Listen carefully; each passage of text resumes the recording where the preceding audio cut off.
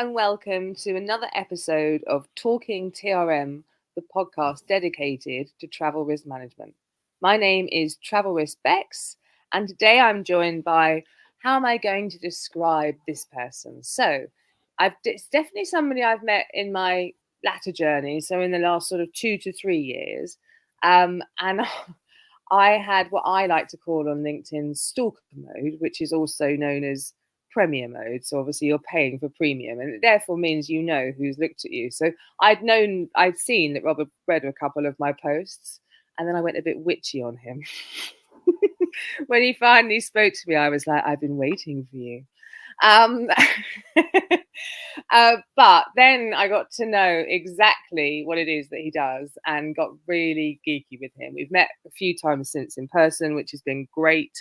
I hope to do a lot more of that. He's involved in the Travel Risk Academy. He's involved in the event. He's involved in everything that we're doing. And that's because the part of the sector that he represents is so just so underrepresented, but I think just so unknown as well, from a perspective of people just don't get it, right? So today we're going to shed some light on some stuff. We're going to get geeky, guys, we are, but we're going to try and keep it fun. But that's all right, because most of my listeners are total travel risk management geeks, so we're all good. We're in really good company and they love it. So without further ado, I'd like to hand you over to a really good friend of mine. Could I ask you, please, who are you and what do you do? Thank you, Bex. And I remember the stalking mode very well. So has it really been 2 or 3 years already? So yes, thank you for that. As you can see, my name's Rob Westwood, and I am the lead consultant and the lead analyst at Principal Data Protection. We try and fill the gap and the awareness for travellers regarding their data protection. But I'll come to that in a second, if that's okay, and just sort of tell you what led me to that journey and my background and what gives me the insights into travellers. So I've been working in hospitality, technology, in and around it for just over 40 years now. March this year will be 41 years. So I've been my whole career. I was very young when I started. My whole career has been in and around hospitality, technology, and I love it. I love hotels. I love travel. So I was the person in the back office installing the servers, configuring them, linking to all of the other vendors, hence why I get the insight into the data governance, the data exchanges that happen out of sight of most hotel workers and guests.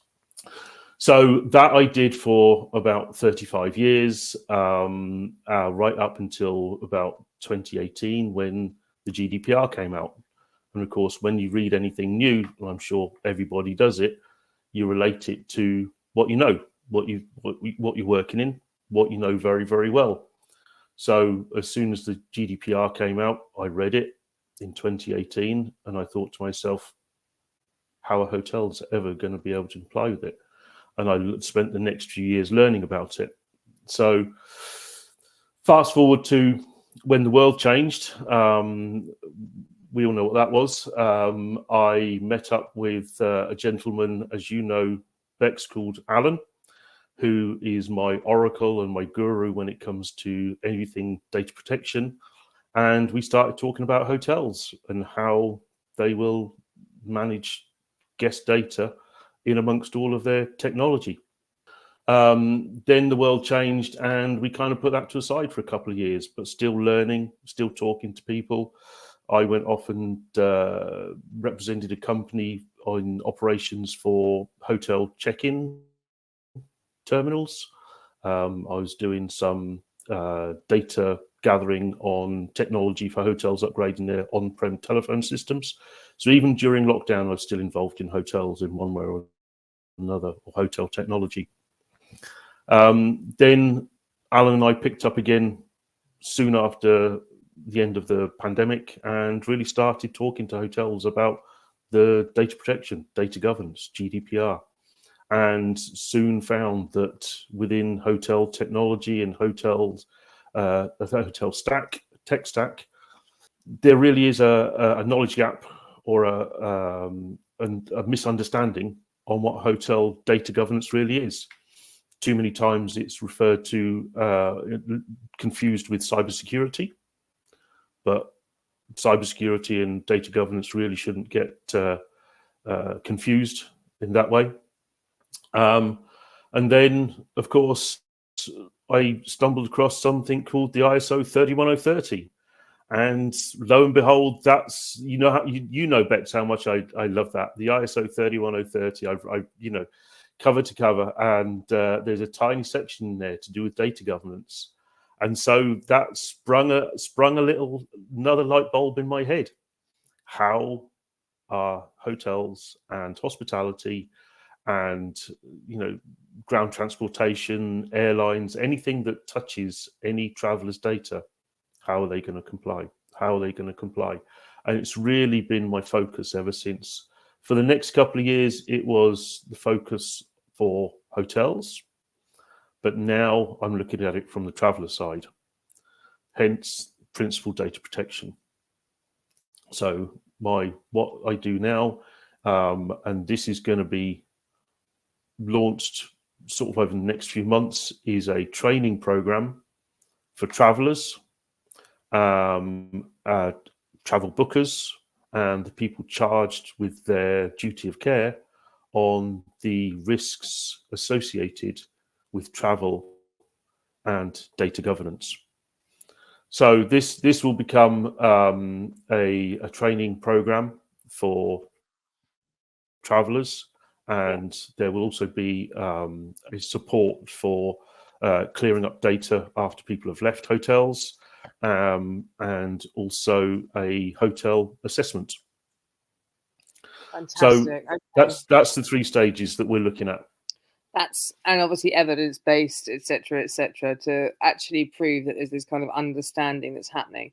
Okay, Rob, I need to go way back. There's lots I want to talk about. So can we just, as we've got you here, and you are someone who does understand the tech stack, because as you were talking, when you were through that nightmare of trying to work out what was going to happen for hotels, I was living that nightmare for travel management company and managing a travel management company and thinking, oh my God, like, I know, and I knew at that time, that we were not data savvy at all. And actually, if I'm honest, didn't really care about it that much either, because nobody was really bothering us about it. We weren't doing anything wrong with it, and we weren't marketing heavily either. So but there was just no understanding of the security piece around it. We had a great person who came in and taught us all of that. So hats off to Kevin Trill. But I took over that piece. It was at the point I sort of looked to become the MD about a year before that all happened. So they sort of stepped me up. And it's just massive. You had to decide so much about, you know, where you positioned yourself, but the tech stack, this is where I was getting to. And obviously from a TMC's perspective, there's so many suppliers that sit behind the scene that the travelers do know about. And then there's a whole other set that they don't know about. So let's get into the tech stack from a hotel side, so people can actually understand what might be happening with their data. I think that would be good, if you wouldn't mind. Okay, of course, absolutely. The tech stack is a well-known phrase, obviously, for what all the technology is within the back office of a hotel.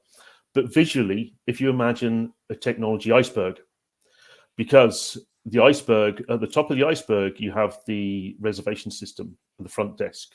That is the touch point that the hotel staff know about. They actually have interaction with the reservation system. People come to check in. So that's the starting point where all the information is going to be held. And if you look at any reservation company, any PMS provider, you look at any of their websites, they will always list all of their integration partners. Quite proudly, quite rightly so, they integrate with the key system, the logger, the voicemail, the telephone system, the in-room dining, the spa system. All of these systems integrate together. Now, for me, looking at a list of integration partners, that's a list of companies they're sharing your data with. So, you know, there's a myriad of 10 to 15 plus different vendors sitting in a back office, which the hotel staff don't even touch. We used to install servers and then take the screen and keyboard away. As long as it's working, the hotel staff have got no time or need to touch any of the other technology. So that's why I refer to it more as an iceberg. At the top, we've got the PMS and maybe the keycard system. Below is all of the back office, and especially now, there was a report that came out that hotels are the third most targeted sector by hackers, and that's because the myriad of data that's being held there. There's only retail and financial which are above that, and of course, since the world changed, hotels staffing's gone down, and they're bringing on more technology. So you look at any check-in event, and you check into a front desk, the hotel staff will check you in, or maybe nowadays people check in via their mobile phone, and what that triggers is a whole data sharing process. So I would put these servers in the middle of all these. Historically, all of these different vendors used to speak a different language. Okay, If you like, different interfaces, different type of records. So the systems that I would put in would be like a protocol converter. Sorry, that's old stuff, but it would then convert the data. It would convert the data into different languages. So, you've got data sitting there for potentially days, weeks, months. There's backups of data, and certainly a red flag for me. And this has been highlighted recently. And this is only a potential, and I would never think that any vendor would ever go down this route or do anything like this. But all of these vendors also have unattended remote access to these servers for maintenance. Now, if you've been watching anything to do with the post office scandal recently, and I wouldn't suggest anybody would ever do this, but if it's not a vendor, if it's a person that shouldn't be into their system, you can see from what's been on TV and in the news recently what can happen. And we don't know how long the data's stored there. My analogy is that within travel risk, your digital identity arrives before you. It grows more valuable during your stay, but most of all, it doesn't check out when you do, and we don't know how long it stays there. So your technology stack, your technology iceberg, is a minefield of storage. Just the last thing I would say on this is that there was a Financial Times article in 2022 that, and as it's in the public domain, it's listed that Marriott hotels collect 15 individual pieces of personal data. I didn't know I had 15 individual pieces of personal data. I put, name, mobile number, address, email address, credit card, passport details, even language, preferred language, sex. Exactly. So that's on standard. If you start looking at a spa system, if you go to have a massage and you've got an injury, this is what we call special category data. If you've got an injury, or if you've got a preferred meal selection because of religion, these are extra things that could be listed, that could be held. So if you think that a hacker might come into a system and collect 15 individual pieces of information about you, that would be easy to build a replica of yourself. You could easily take over somebody's life with 15 pieces of data. Massively important bits of data as well, I think, because you potentially got the credit card there too, and probably an address. We just think about it, and those cards that you used to fill in a check-in, they often didn't want you to put all of that information in, but now it's coming through digitally. You're doing it automatically, because if you're signed into booking.com or whatever information that you've got in is going straight through to the hotel. So they are collecting more data than they were ever able to before. This is, this is scary. I always think this is scary, but at the same time, it kind of feels like people just kind of shrug it off and don't kind of worry about it. And I just don't think people kind of understand. I think we're so used to just kind of giving out our data and not really sort of seeing it as that important, and not really understanding what can happen. You just touched on it right at the end. With 15 data points, a replica you can be created, and that replica you can have credit cards and run up debt and do whatever it wants to do and completely damage your your credit Yes. reputation, right? And a Yep. whole host of other stuff. And it takes years to potentially get out of that as well, doesn't it? Because it's quite difficult Absolutely. to provide evidence. Absolutely. Absolutely. You imagine trying, your whole life could be shut down in a heartbeat. You know, your whole credit, and not just individuals, company data as well. If you've got company credit cards, your company email addresses, you know, just having the email format, you know, phishing attacks into companies. It's you know, the information that can be gleaned from just a single piece of information. These you know, these people that try and attack financial systems are extremely Yeah. clever. They only needed one piece of information. You know, I've spoken to people about this, and you know, there's travelers that say they're not worried about all the information because it's out in the public realm anyway. Well, not all of, you know, your credit cards, your home address, your personal address, your children's names, your images. You don't even have to check into a hotel to start having your personal data taken. You can have CCTV. The Wi-Fi access points can be pinging your mobile phone and collecting MAC addresses. You don't even have to stay there. You can just sit in the lobby and your Oh, information you will be still got stored. data. Wow. Okay, Rob. Okay, this is this is the stuff that I want people to understand and know about. So like, okay, we're up against it, right? You've got this amazing possession of knowledge, and we're trying to go in and we're trying to talk to people about it. We're trying to talk to the hoteliers about it, or other accommodation, or other vendors, and they are just coming back to you with, I don't have the budget for it, I don't care, we don't have any issues. I think really it feels so big for them they don't even know how to begin to understand it. So you've switched, you've gone traveler side because Yes. they do care, right? Well, the travelers are going to be the ones who are going to be affected. You Yeah. know, the hotels. There's been enough data breaches that have been recorded by hotels over the last 5 to 10 years. Some big And ones too, right? Some big. there has been big ones, and they haven't always been data breaches because they've lost data. There's been data breaches because hotels have used personal information for marketing. Now, when you go into a hotel, there's, you know, when you check in, there's something called, you know, data minimization. They should only collect the data to use to provide you the service while you're actually at the hotel. Yes. And that's why I say when you check out, your data doesn't check out with you. That there was a big breach where a big French hotel company was sending out millions and millions of email marketing, and they got their knuckles wrapped, and they had a fine, and they opposed the fine. They went to court, and so the judge tripled the fine. You know, this is it's not always about the fines. It's not all about the money. It's not all about the data breaches. It's about what they hold. And these hotels are not the ones, they do think it's too big, but I think some hotels are being given some information that by business intelligence companies, marketing companies, like, just give us all your data, give us all your data. So hotels are not necessarily being given the guidance that they should have on where they should be sharing the data. And, you know, we'll come on to my why in a minute, and this is part of the why. No, let's Sorry, go there. so Let's I've do it. jumped in.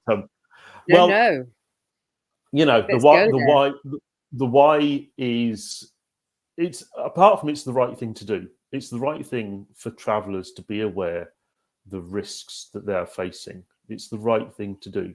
But in my years of being involved with hotels and travel, you know, I was lucky enough at the last 10 years that I was doing these installations at hotels. I covered EMEA. So not only was I staying in lovely hotels and, you know, somebody else's dime, but, you know, most of these hotels are around Europe, Middle East, North America, South Africa. So I love travel, and don't get me wrong, this isn't hotel bashing, but hotels are being misguided on what they can do. And I've seen and heard some horror stories in my time. I was staying a couple of years ago in a hotel in the Canary Islands, lovely hotel, and it had a funicular down to the beach.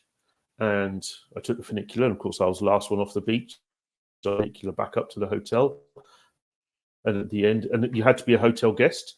And at the end of the shift, the person that was driving the funicular took out their PMS printout, tore it in half, and put it in a rubbish bin. So I Oh my picked that goodness, piece of sorry. I need paper to up, make a and I noise. could have known everybody's names, hotel rooms, details, ages. So I took that back to reception and sort of said, you might want to dispose of this a little more carefully.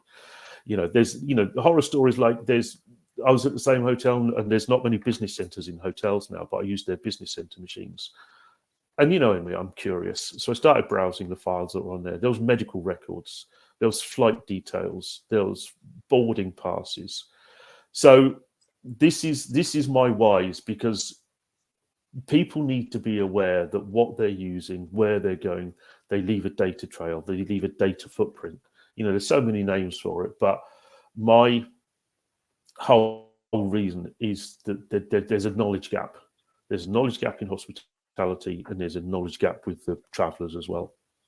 So, I was lucky enough to be in a hotel in the States when Brad Pitt and Angelina Jolie were going to be checking in, and obviously this was years and years ago, and I saw their pre-arrival team, and it was something like the SAS. The CIA came in, they swept that place, and we can't all afford our own personal, company, the SAS team to sweep before we go into the hotel to make sure that there's no cameras, there's no staff, there's nothing, there's no bugs.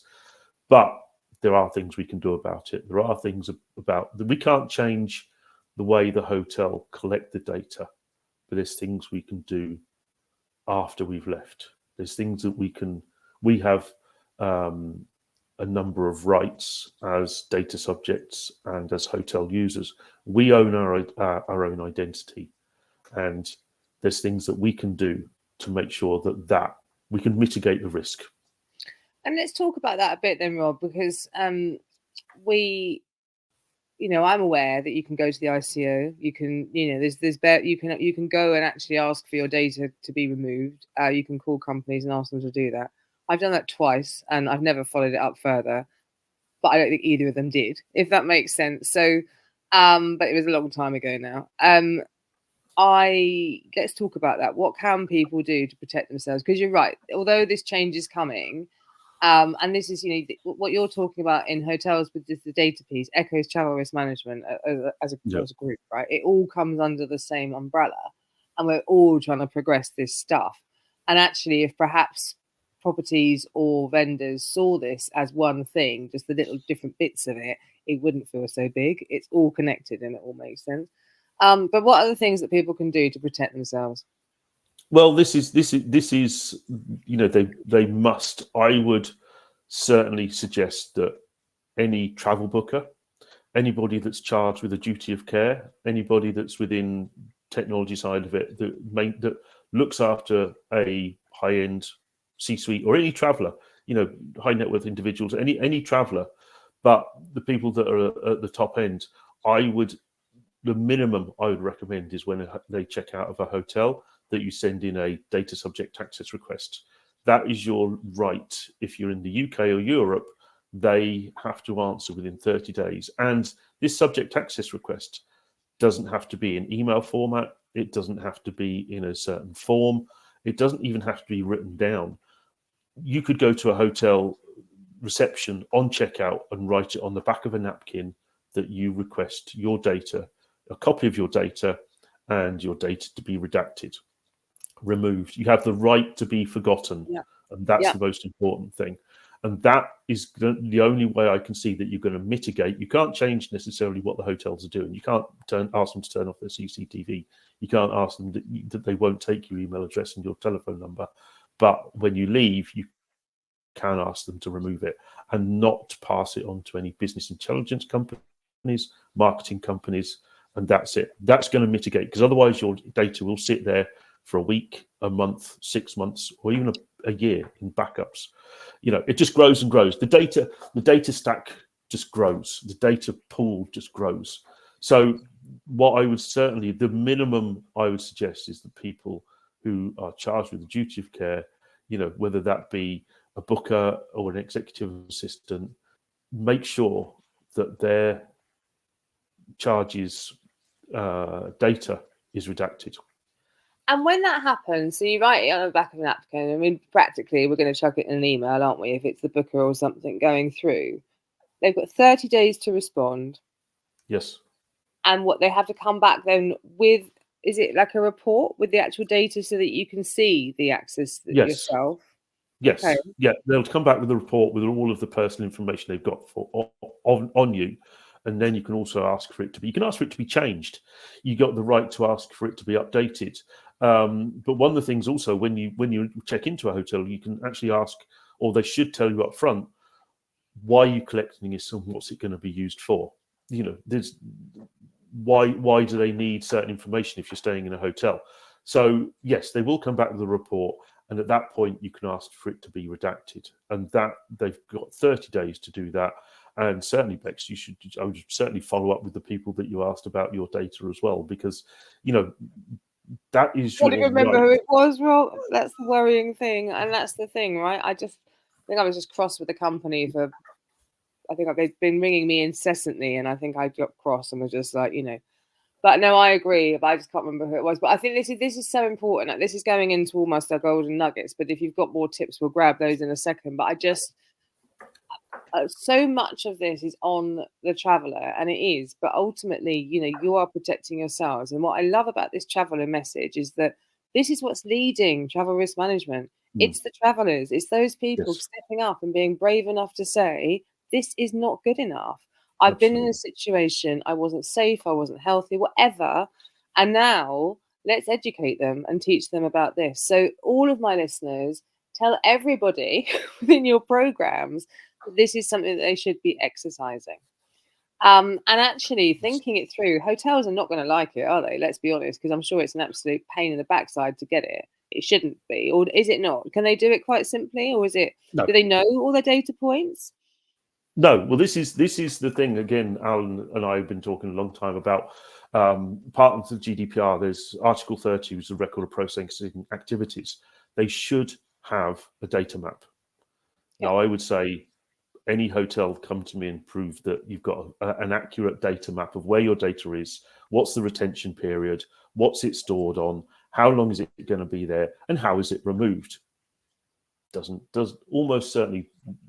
Most hotels, it will not exist. It's not easy for them to get, but it should be. They should have a log of it. They should be able to. They should be able to, run a report, redact the data. So that for me. Sorry to interrupt No, you. no.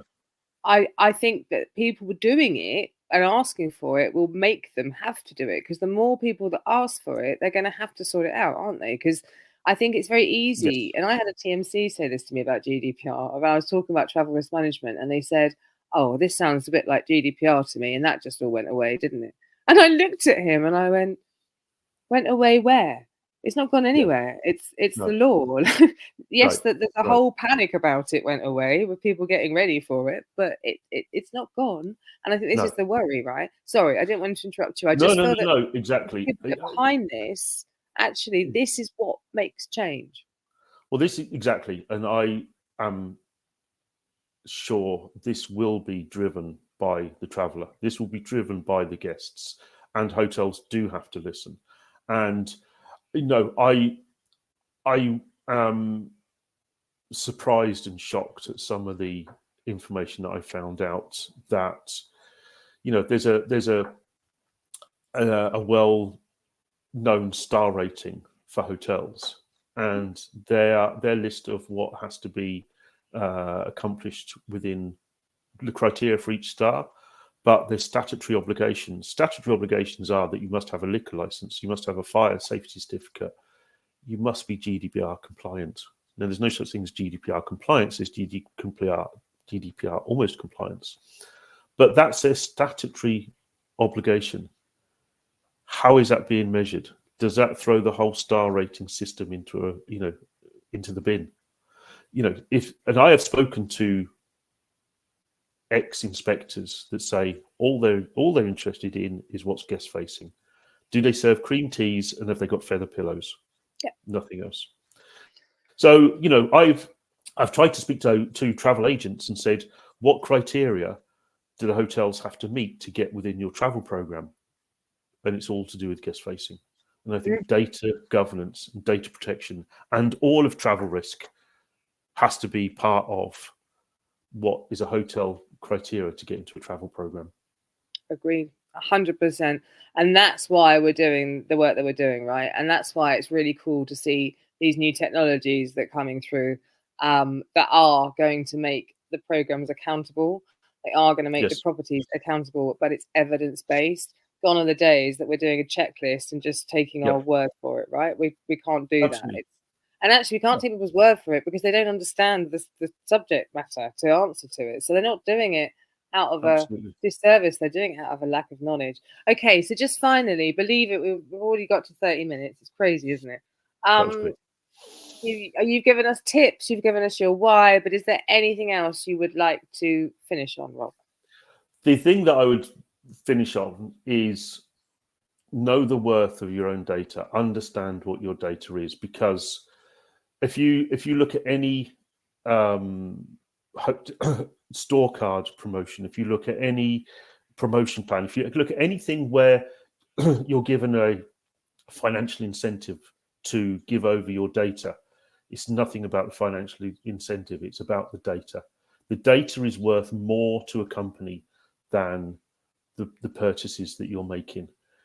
Data is so valuable. There's the data. My one parting comment would be, and from this Financial Times article, I've got it on the screen next to me so I can read it, and it's from a PwC, and PwC were talking about the volume of data that hotels have is legend. Therefore, their retention procedures nearly need to be up to scratch. So I would urge anybody to exercise their rights and have their data redacted until hotels can come up to scratch. That is the best advice. And I think you've just got to think about hotels by their very nature. Yes, you've got big chains that people trust, but often those chains are franchised, which means you're going to have a whole other host of other stuff going on because they have the option to choose their own providers across a whole host of other things. Yes. This matches again, when I started thinking about this from an airline side, I was like, that data goes through to the company that do the meals, like the company that do the baggage. Like there's just so much other stuff that sits behind it. Even those credit card payments have got 3 or 4 different companies between them. And people just don't understand this bit. And yes, your data is it's more valuable than you are, quite frankly. And that's what's frightening. really frightening. And nobody's going to give it second thought until it happens to them. No, 100%. And I think, people people know maybe someone that's happened to. I think the other thing we didn't touch on at all today, and we're going to have to do another conversation around it, is bearing in mind, I sort of didn't do it deliberately because I wanted to get people to understand what the issues already were. What then is very frightening is the AI conversation. I knew you were going to say that. Yeah. Because if there's no protection happening already and you don't know that your data's there, AI sucks in data. That's what it does. It loves it. Yum, yum, yum, yum, it learns by it. Yep. And that will be quite a lucrative stream for properties and for those data holders as well to do that. And you just don't know where that's going to end up. You could literally have virtual people, virtual versions of yourself. I'm not trying to freak people out, but this is what we're talking about. Like, protect yourself, because that's the companies aren't going to protect you. You've got to protect yourself. How do you uphold a data subject's rights using AI? And I think AI is fantastic. I love it. Use it. Fantastic. It's going to be the future. For revenue management. But if you start putting names into it, you start putting personal details into it. Right. Don't know where it's going to end up. No, let's have a whole other section just on AI. I'd love to. Well, we will. There's a new ISO, isn't there? Well, there's an ISO out around it now. So we will have a conversation around that. And because it all, again, it brings it all back. So I think this is the thing. Don't make any assumptions that these guys know what they're doing with your data. What did I say to somebody the other day? Meta doesn't care what you look like as a Viking. All I'm going to say. They don't care. But they do care about everything that sits behind that. So yeah, just be careful, guys. Be careful. Look, thank you so much, Rob. I hope we actually made that interesting and fun for everyone. I certainly find it just the thing is, it is within our, with all of this stuff, it is within our power to control this stuff rather than just kind of dismissing it and thinking it isn't. There are rights and you have got the right to exercise them, and you should. And by doing that, we make change. You've been listening to another episode of Talking TRM, the podcast. I am Travel Risk Bex, also known as Bex Deadman. I've started swapping that for some reason now. My special guest today has been Rob Westwood. Thank you so much. And we look forward to catching up with you all in a couple of weeks' time. Thank you. Bye-bye. Stay safe.